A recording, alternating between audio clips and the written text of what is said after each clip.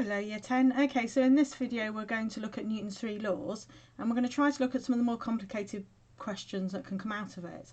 So first of all, if you just want to pause this video and watch the first free science lesson video on Newton's first law, it's quite a straightforward video explaining it, and then come back to this video where we'll look at the more complicated ways of looking at Newton's first law, the more difficult problems that it can set on it. Okay, so the first way we can make those questions more difficult is that if you are trying to find out what the resultant force is in order to find out what the effect will be on an object, you can have to use vector diagrams and parallelograms of forces. And we have done this. We've done resolving forces last week before half term.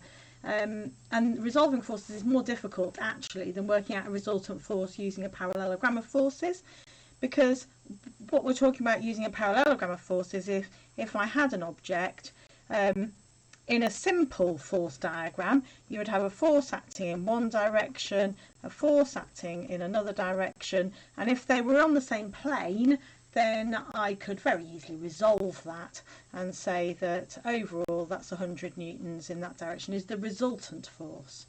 However, if the forces aren't acting in the same plane, then I will need to use a parallelogram of forces, and quite simply that just means that if I've got 300 newtons, you would need to draw this to scale, of course, in one direction and 200 newtons in another direction, and you've been given an angle to draw that at, then you need to draw a scale diagram to find out what the resultant force would be. And that scale diagram is simply a parallelogram. We're using the same angle here to get the parallel line here. Oh, I don't know why I did that as a full line. That should be dotted, shouldn't it? Let me use this. And then I can measure this line across my parallelogram, and the length of that line is my resultant force.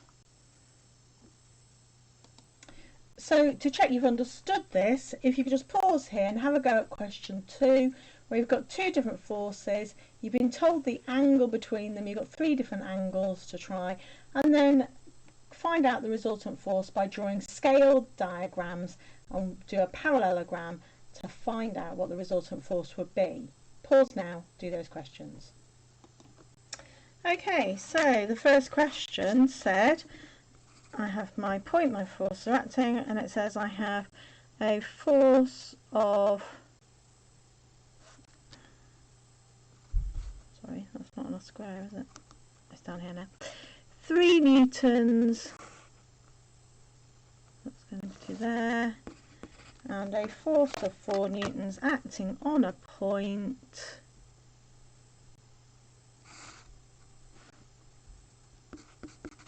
and the first question said it's at 90 degrees to one another.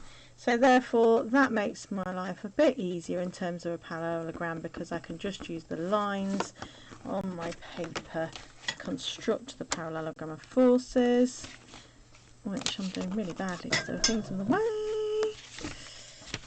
Down. Okay, and then I will simply draw in the diagonal and measure it. And as ever, these questions have quite a bit of tolerance in them, so I get a force of 5.1 newtons as a resultant force for that first question. For the second question, it says the angle between them is 60 degrees. To construct the parallelogram in this case, I used my protractor to re-measure 60 degrees here, and then I put a dotted line up there. Oh, rubbish. A dotted line up there, which then I can see where that meets this line and draw in the diagonal and measure it as around about 6 newtons. And then for that final one at 45 degrees I got 6.5 newtons. So again, give yourself a bit of leeway either way, but that's the rough idea you should get for your resultant force. So this concept is used in a variety of situations. You can see here the idea of the tension in two ropes of tugboats, and again you can just use a parallelogram of forces to resolve the resultant force from that. Now the one thing that we didn't cover in class, which I would normally have covered with you in year 11, is this experiment here, which is an investigation into this parallelogram of forces.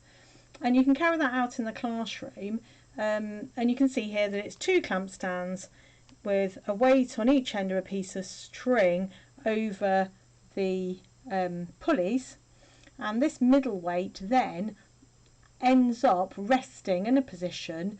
So if you put onto a middle weight here, it will move so that there's a knot here. This is a knot, so it will go up or down depending on the weight in the middle, and so I'll end up with two angles here and here which I can measure. So what you can do is, these are known weights, so we know what the weight is here, here and here. We can measure these two angles, and then we can construct a force diagram from this. So here's my wonderful diagram of it, and you can see that what we can do is say, for example, if this was a 3 Newton weight, this here has a weight of 2 newtons, this had a weight of 4 newtons. If I know these two angles, I can create a scale diagram of this, because if this has a weight of 3 newtons, the tension in this string is 3 newtons, the tension here 2 newtons, and the force down here 4 newtons. So I can construct a scale diagram of that, which would look something like this. If I do that, then what I will find is that if I then create a parallelogram here, then if I resolve those forces, I will find that indeed this force is 4 newtons. So you can use that to investigate the parallelogram of forces and show that it works to resolve the forces in any situation. So that's an experiment that you can carry out to show parallelogram of forces and investigate them. So you can put different weights on the end here or in the middle, measure these angles, draw it out several times and prove that indeed it always works to show the resultant force. So what sort of question could they ask around this? So you can see here you can make what is a model zip wire, where you'd be zipping down like so on your zip wire, and you can, if you know this weight here and you can measure the angles, you can resolve the tension on the string in these two places here. So in order to make sure you understand this, let's have a go at a question. So it says, so in a model zip wire like the one we just looked at, there are two sections of the string, both at an angle of 20 degrees to a horizontal line through the lowest point P of the string. So I'll just quickly draw that out with you now. So if I've got a zip wire like so, I've got a point P, there we go, give myself my point P, and at 20 degrees from the vertical I've got my two pieces of string, so 20 degrees and 20 degrees. I have my two pieces of string attached to each side. So I tend to give you this as a labelled diagram in an exam. And what they're asking for is, in the first question they've asked you to draw a diagram of it, which we've just done. It then says, if the weight hanger has a weight of 2 newtons, using a suitable scale, draw a vector diagram, vector arrow diagram to show the weight.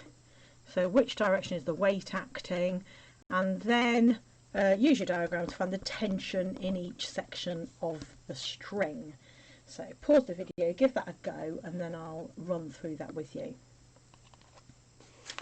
So in order to construct this vector diagram then, it's told me I've got a 2 Newton weight, which will act downwards. So there I have my 2 Newton weight acting downwards. I therefore, according to Newton's third law, which we're going to do later on, have an equal and opposite 2 Newton.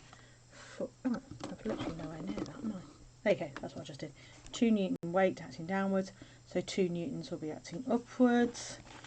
So therefore, which is the tension in that string, so that's a 2 Newton tension in that string due to the 2 Newton weight acting downwards. So therefore what I can do now, which I know I really should measure this exactly, but I just want to speed this along for you, I can then construct my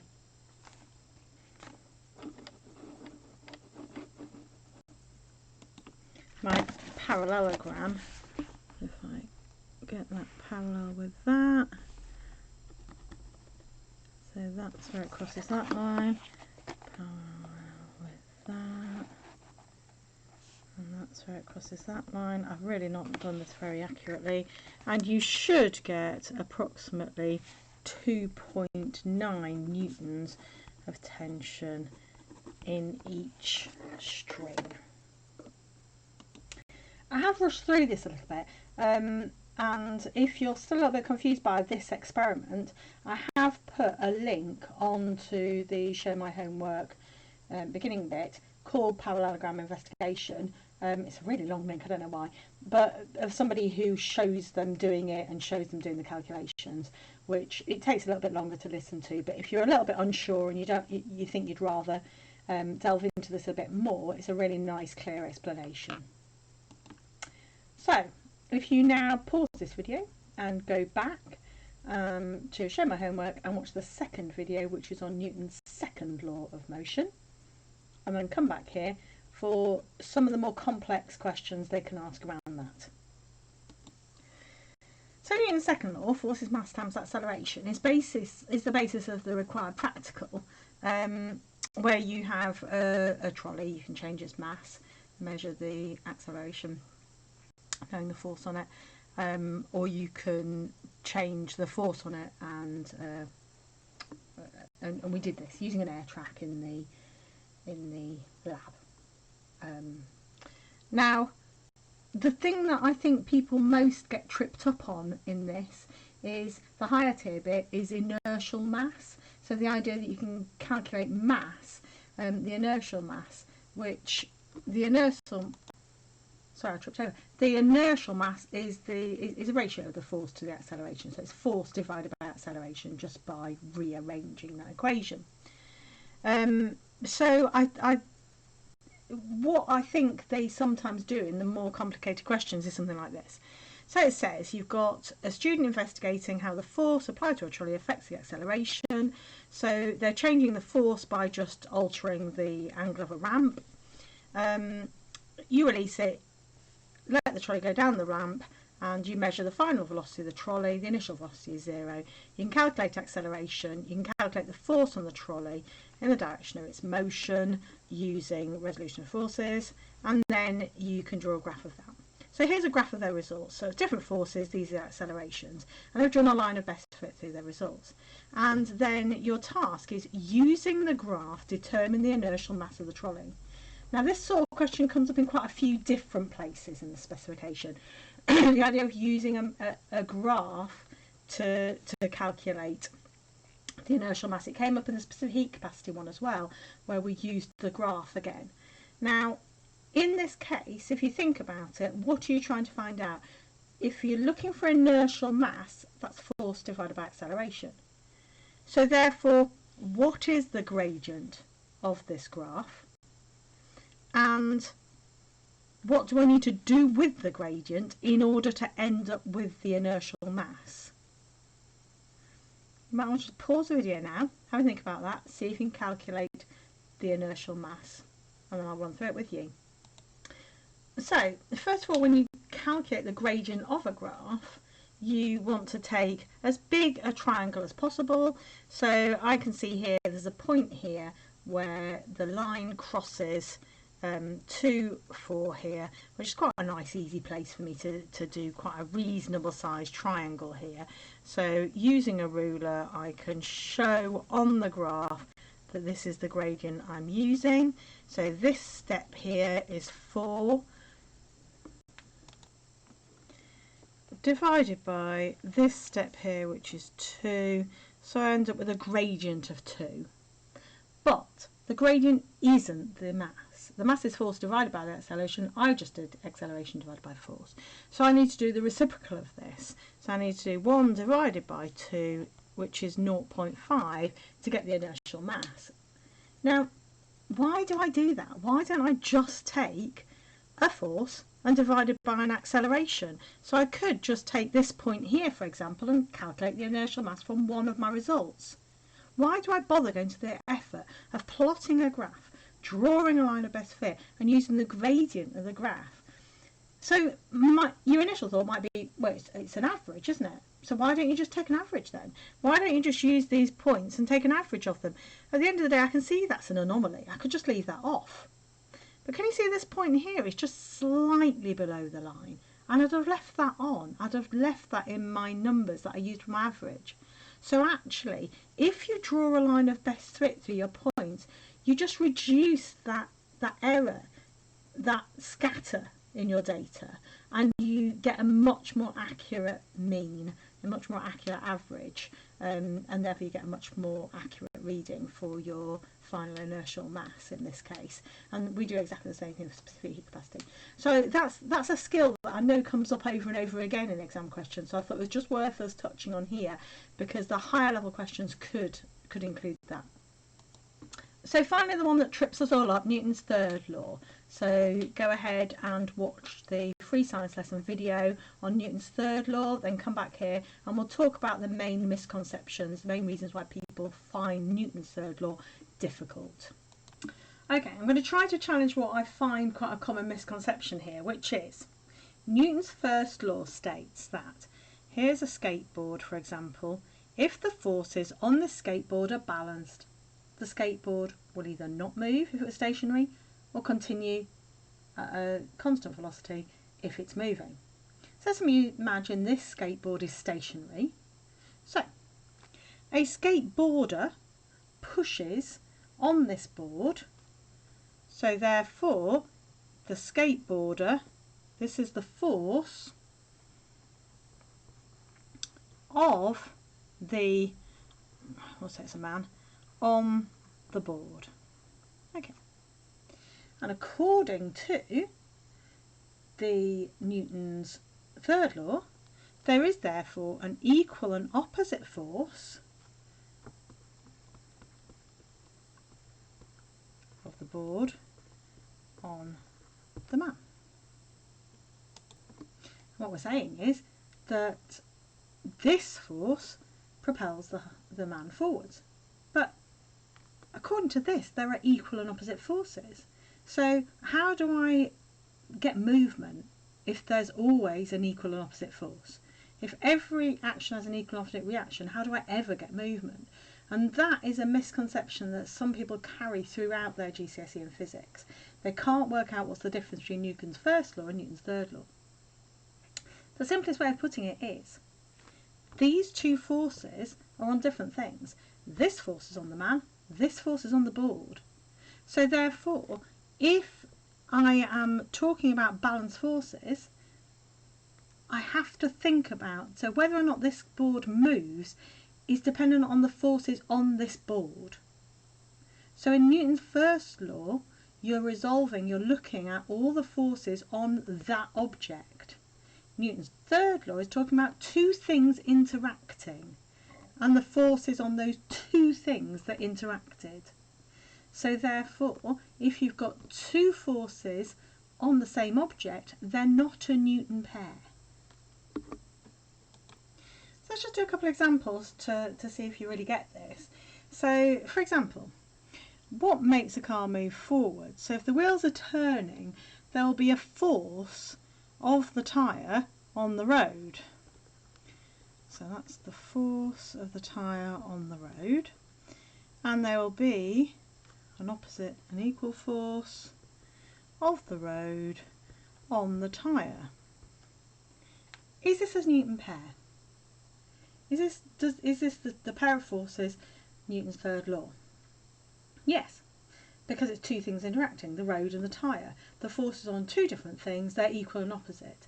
They are the same type of force acting equally and opposite because of two objects interacting. That is a Newton's pair of forces. Okay, I've got an object on the table. So I have the force of gravity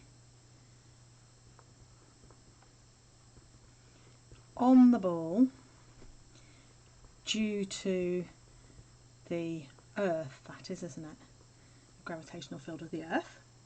And I then have an equal and opposite force of the contact force of the table on the ball.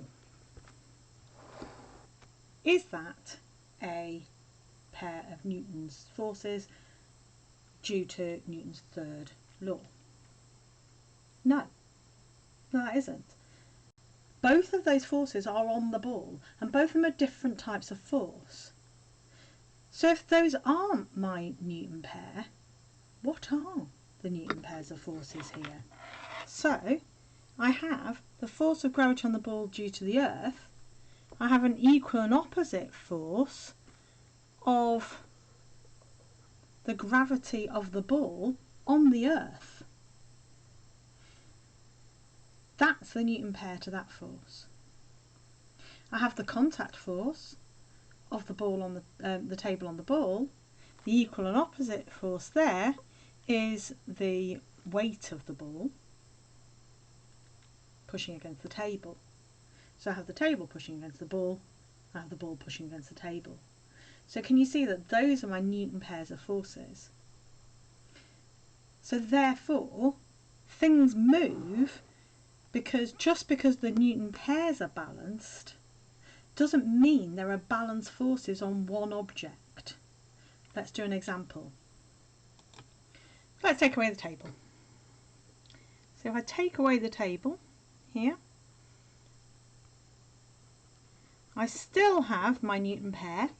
I still have the gravity on the ball due to the earth, and I still have the force of gravity on the earth due to the ball. This is something that people do struggle with. Now if you think about it though, we know that force is mass times acceleration, so the effect of the force of gravity on the ball is going to be much greater. It's going to cause an acceleration of the ball, whereas the effect of gravity on the earth, which is massive, is going to be much, much smaller. So therefore it's going to be negligible basically. So why does the ball move? So we have other forces acting as well, don't we? So another upward force on the ball is the force of air resistance. And that's due to air particles pushing against the ball. But we have an equal and opposite force, obviously, of the ball pushing against the air particles. Okay. So which of these forces are actually on the ball? So the forces that are actually on the ball are gravity, that's on the ball, and air resistance is on the ball. So this is the pair of forces which we can then calculate the resultant force of and work out the direction the ball will accelerate. So that ball will accelerate down because the force of gravity is greater than the force of the air resistance. So I think this misconception often just comes from the fact that we don't talk about these equal and opposite forces until we learn about Newton's third law. We literally just consider Newton's first law. We just think about an object and the forces acting on it and what the resultant force is. So all the way through Key Stage 3 we're just talking about the forces on an object and what effect that will have on that object. We don't realise there are equal and opposite forces to each of those forces. But those forces are acting on other objects. So this force on the earth due to the ball will be affecting the earth. It's not affecting the ball. So I think that's where people just get a little bit tied in knots sometimes about Newton's third law. So let's do a question and see if this hopefully makes sense. Okay, so this is the question I want you to have a go at. So a parachute is falling towards the Earth, exerts an attractive force of 680 newtons on the Earth. Explain the cause of this force and explain why the Earth doesn't noticeably move towards the person. So you need to recognise what the Newton pair is that's causing that force, and then explain why the Earth doesn't move. So you're going to need to use Newton's second law in there and refer to it. Okay, pause the video now, have a go at answering the question, and then we'll mark it. So what they're looking for here is the idea that the Earth is exerting an attractive force on the person equal to their weight. And due to Newton's third law, there'll be an equal and opposite force on the Earth. The Earth doesn't noticeably move because the Earth has got a much higher mass, and because acceleration is inversely proportional to mass, Newton's second law, the Earth's acceleration is negligible.